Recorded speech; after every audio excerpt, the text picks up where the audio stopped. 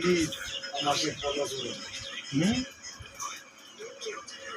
দয়া করে আমাকে ফলো করুন। দয়া করে ফলো এগুলো কাট না, কি করুন ভালো লাগলে ফলো ফলো করুন। এটা বলুন।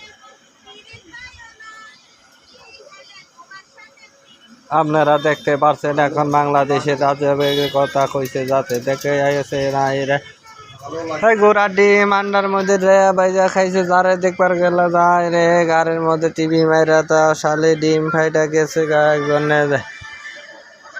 বাংলাদেশের বর্তমান পরিস্থিতি থেকে আমরা যা বুঝতে পারি সেটা হলো বাংলাদেশে এখন আমাদেরকে সবাই ঐক্যবদ্ধ হইয়া মানুষের সাথে মিলমিশে হইয়া সবার মধ্যে থাকতে হবে। আমাদের মিলমিশে আয়োজন অনুষ্ঠান প্রোগ্রাম সব কিছু করতে হবে। আয়োজনের মধ্যেই সব কিছু আছে, আর এই আয়োজনই মানুষের জীবনের কাম্য বড়টা।